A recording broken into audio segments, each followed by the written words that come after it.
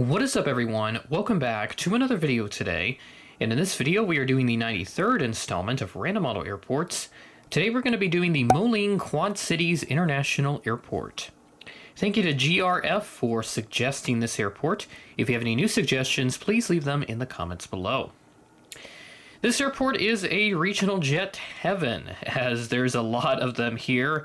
Pretty much, yeah, all of them but one are of regional jets, and then the only one is from an airline that doesn't even have them. So you can tell just how critical regional jets are for this airport, and it's been one that I've been meaning to do for a long time in this series, and I've just never gotten around to doing this airport. So when GRF provided me with that suggestion, it's like, oh yeah, that's one that I haven't done forever, so might as well. So we're sticking in the same region of the U.S. as we did earlier in the month with Appleton, Wisconsin. Now we're just heading down to the very lovely region of the Quad Cities, which include Davenport, Bettendorf, Rock Island, and Moline. And then there's also East Moline, which is kind of like a fifth main city. So it's not really like quad cities, like, you know, there's four primary urban centers within the region, as you also have that, but it's, yeah, Davenport, Bettendorf, Moline, and Rock Island, all kind of the main areas of the main urban centers for the Quad Cities region. A little bit of history with this airport. This opened as the Franning Field in 1919.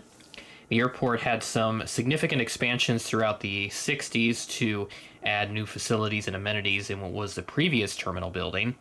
That was closed, and the current one opened in 1985, and it's seen several expansions over the years. In 2001, the 2014 expansion was noted for adding a customs and border protection facility.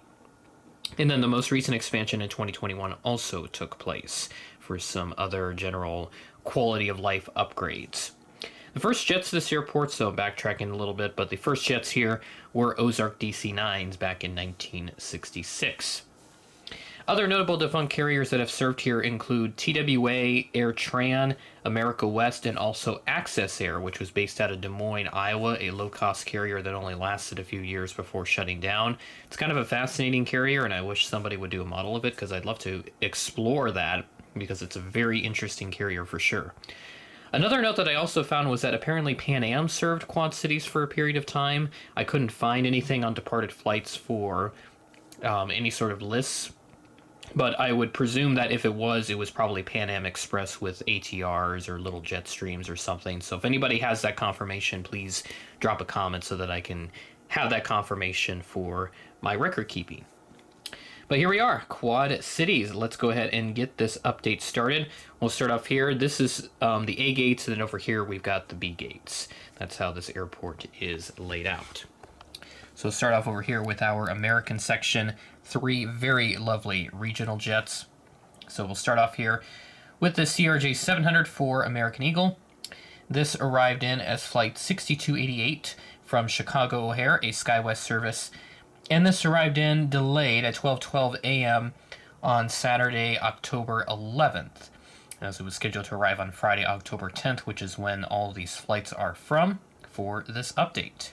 Finally, can take you down to a ground level perspective for this update as we move over to Gate 4 for this American Eagle Embraer 175, coming in from Dallas is Flight 4116, an Envoy service.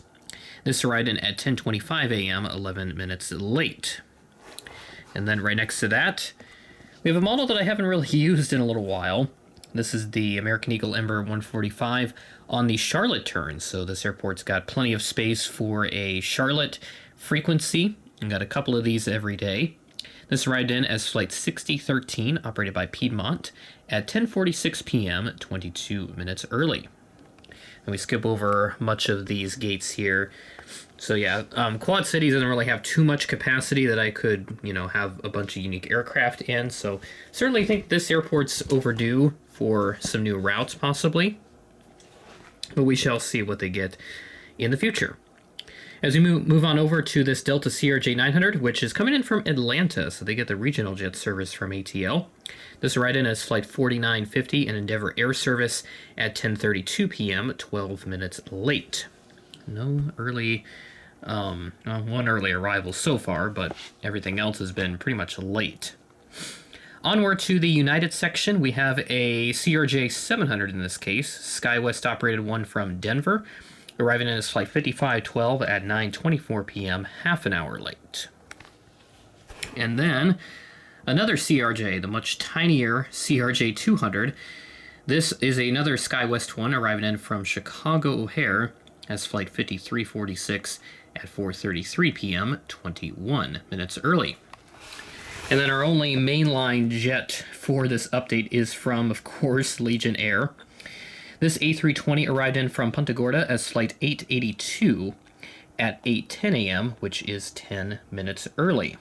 The Legion has a decent number of destinations out of here.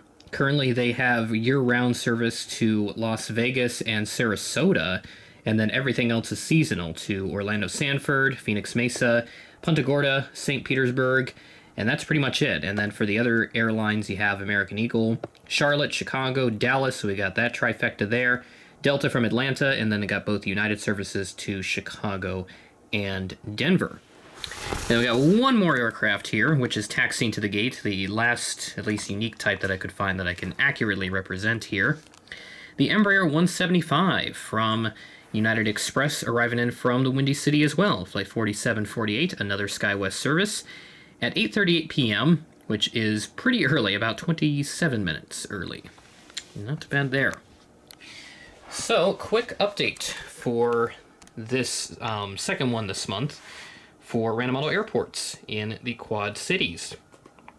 And as for the airport itself, this is actually located in Rock Island County in Illinois, so it's on the Illinois side of the river. And what's interesting about this airport that I always loved looking at on Google Earth or Google Street View is that if you're coming from the north along Interstate 74, you hit this Cloverleaf interchange with Interstate 280, and then the interstate just kind of ends from there. I-74 does get onto 280 there at that Cloverleaf and then heads east concurrently with 280 before hitting another Cloverleaf with I-80, and then 74 continues south, 80 continues eastward to Joliet and the southern part of Chicago, and then 280 just kind of ends there. So, yeah, for the Quad Cities Airport to actually get there, you'd get off at that Cloverleaf, well, get past the Cloverleaf exit, and then a right turn onto one of the roads over towards the airport terminal, and that's how you get there. So it's kind of a unique little part of the infrastructure there. It's always something I love looking at whenever I look at the Quad Cities on Google Earth or Google Street View and all that.